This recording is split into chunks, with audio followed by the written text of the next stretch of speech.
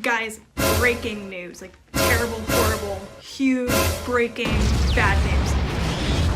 The President of the United States has just said that it's a very scary time to be a young man in this country. And who is creating this national environment of hostility for every single man? It's people like Dr. Christine Blasey Ford and the rest of womankind screaming allegations of rape. Jesus fucking Christ.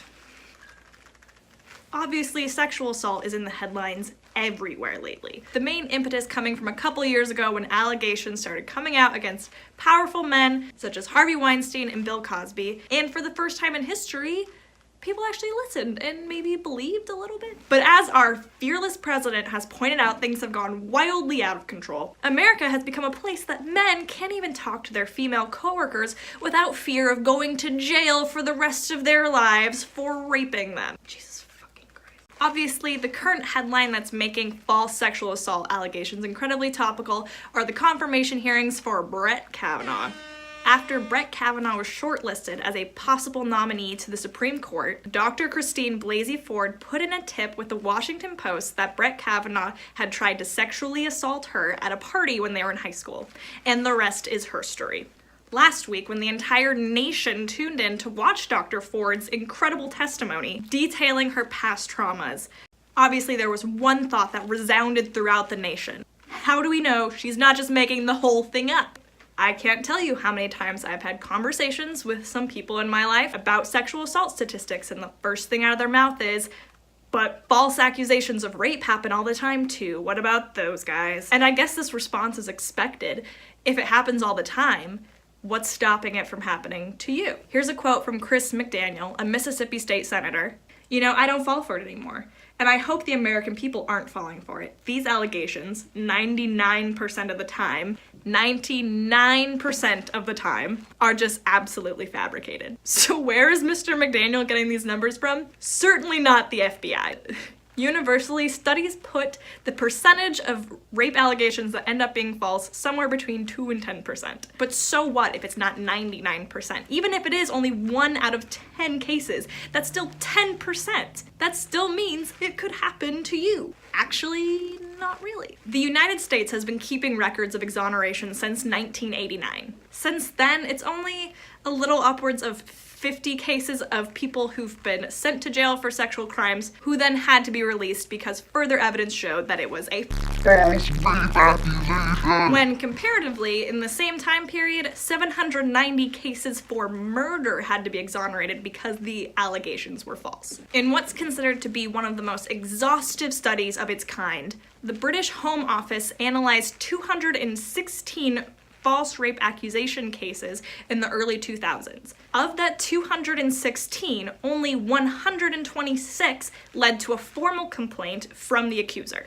And of those 126, only 39 specified an actual suspect. And of those 39, only 6 were arrested. And of those 6, only 2 led to wrongful convictions. So in light of those numbers, what are the chances of someone in your life randomly accusing you of sexual assault and going to jail for it? About that many. I mean, there are more episodes of Degrassi about false sexual assault claims than there were actual false sexual assault convictions in this study. It's laughable when you ever fear being wrongfully convicted of sexual assault when you compare it against the odds of actually being sexually assaulted. In the United States, 1 in 3 women and 1 in 6 men will experience sexual violence within their lifetimes. And those numbers skew egregiously higher for members of certain other subsets, such as Native Americans or people of the transgender community. So statistically, you're never going to be in any legal trouble because of false sexual assault allegation.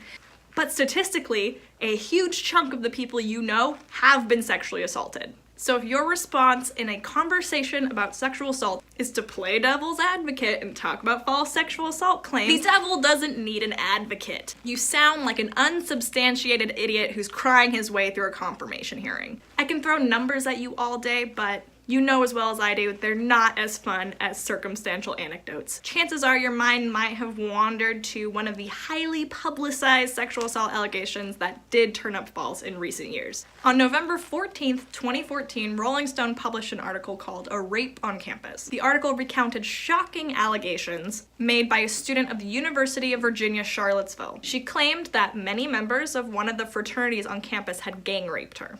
In response, a huge investigation was started. The university suspended all Greek life on campus, and a student wrote this in their student newspaper. For some, this piece is an unfounded attack on our school.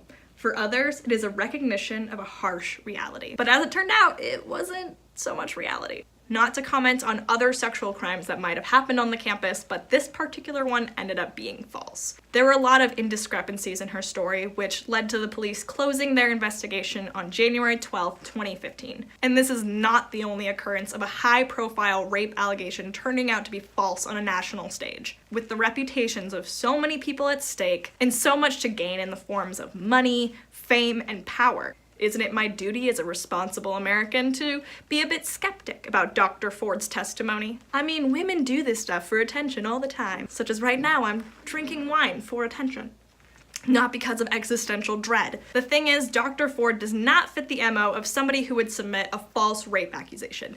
In fact, most women don't fit the MO. False rape accusations typically begin with a larger-than-life, over-dramatic story. The kind of thing you would see in a Lifetime movie. Not the kind of thing that Dr. Ford described to us. In a lot of cases of false rape accusations, it ends up being people like teenagers who missed their curfew or were caught with their boyfriend. And in about half of these cases, it's actually parents or guardians that go to the police. In adults, however, the kind of person who would put forth a false rape allegation typically has a history of fabricating other crimes as well. These are the kind of people who have habitually slipped in grocery stores.